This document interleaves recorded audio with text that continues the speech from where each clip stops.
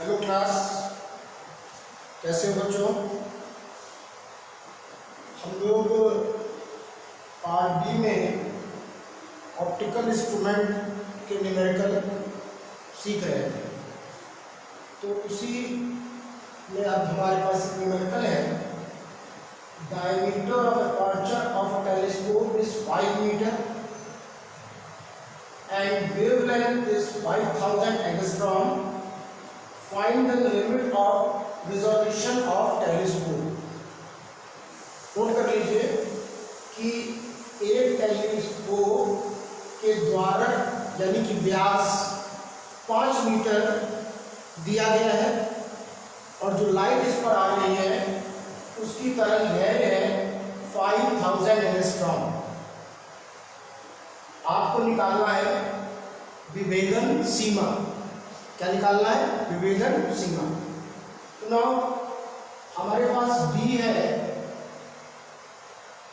5 metre और lambda हमारे पास है 5000 एंगस्ट्रॉम को हम मीटर में लेंगे तो 5000 इंटू 10 की पावर माइनस 10 आ जाएगा। ठीक, अब लिमिट ऑफ रिजॉल्यूशन, इसको बच्चों थीटा से भी शो किया जाता है। ये क्या होता है? रिजॉल्यूशन पावर का इनवर्स होता है, विभेदन क्षमता का व्युत्क्रम होता है।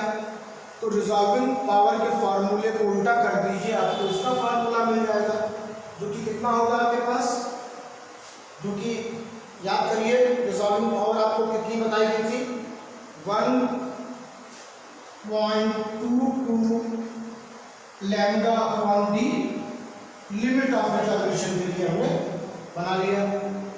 नाउ 1.22 इंटू 5000 इंटू 10 की पावर माइनस 10 अपॉन बी हमारे पास है 5। तो जब हम इसको सॉल्व करेंगे तो हमारे पास ये लगभग 1.22 इंटू 10 की पावर माइनस 7 रेडियन। आंसर किसमें लिखिएगा? आंसर रेडियन में दीजिएगा। तो एक आपने इस सवाल को देख लिया। ठीक, यहाँ पर क्या काम रखना है कि जो LR है वो इनवर्स होता है किसके? पावर ऑफ रिजॉल्यूशन के। सीमा विभेदन क्षमता का व्युत्क्रम होता है, रेसिप्रोकल होता है। तो ये एक न्यूमेरिकल हम लोग और सीखे। ठीक, इसमें थोड़ा प्रैक्टिस करेंगे तो चीज़ें आपको आसानी से आएंगी। कैलकुलेशन को ठीक से और ध्यान से करिएगा। बच्चों अब देखिए हमारे पास एक दूसरा न्यूमेरिकल है जिसमें आपको कुछ फार्मूलों से भी इंट्रोड्यूस कराएंगे।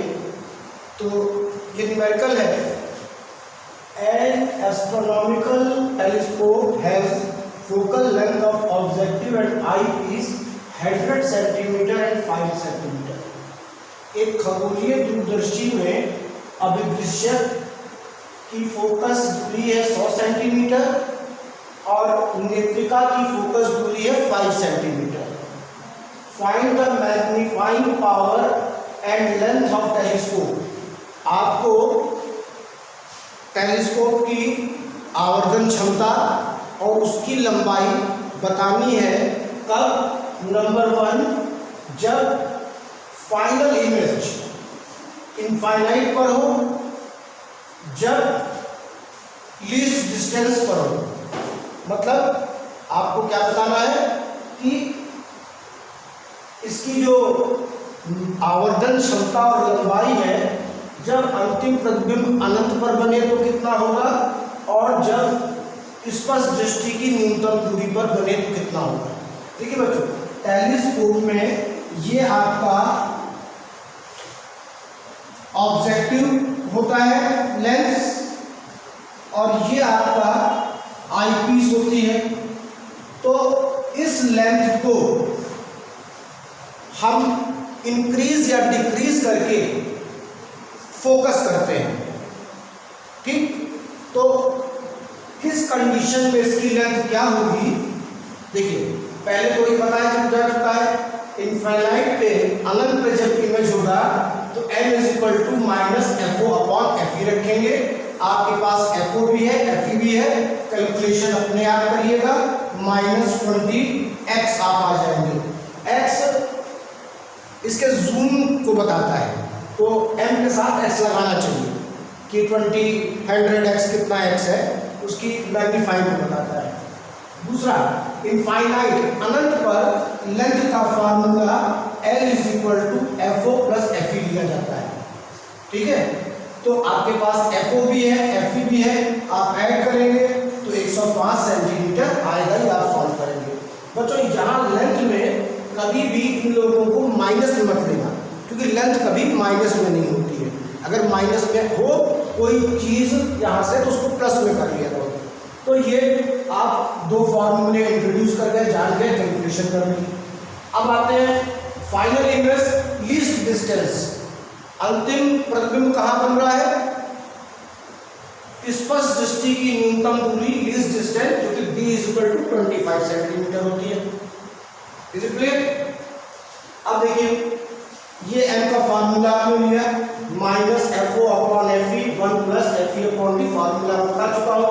सारी वैल्यू आपके पास है, एफ ओ भी है एफ ई भी है, एफ ई डी कितना है 25 सेंटीमीटर, डी कितना लोगे 25 सेंटीमीटर।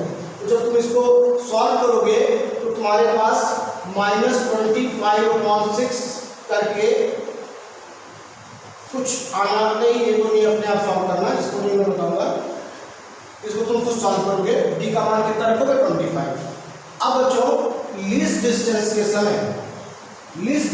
के समय इसकी जो टेलीस्कोप की लेंथ होती है वो ली जाती है F O plus U E. ध्यान रखना, कोई भी चीज माइनस में है तो खुद उसको प्लस कर देना, क्योंकि लेंथ कभी भी माइनस में नहीं ली जाती है। तो लेंथ आप भी माइनस में बिल्कुल मत लीजिएगा बच्चों।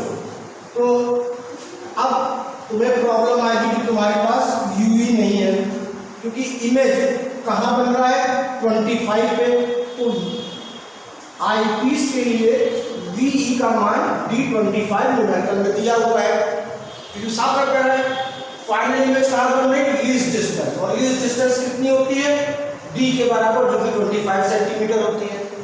एफ ई आपको दिया है, जहां से आप कैलकुलेट करके क्या निकालोगे यू ई, तो आप जो वैल्यू पुट करोगे तो ये वैल्यू आपके पास -25/6 आगे सॉल्व करना आएगी। अब आप जब लेंथ निकालने के लिए आए तो आपके पास एफ ओ भी है और आपके पास यू ई भी है, तो इन दोनों के कारण आप जो लेंथ निकालेंगे तो 104 सेंटीमीटर आप कैलकुलेट करके बताइएगा कि आपका सही आ रहा है कि नहीं आ रहा है।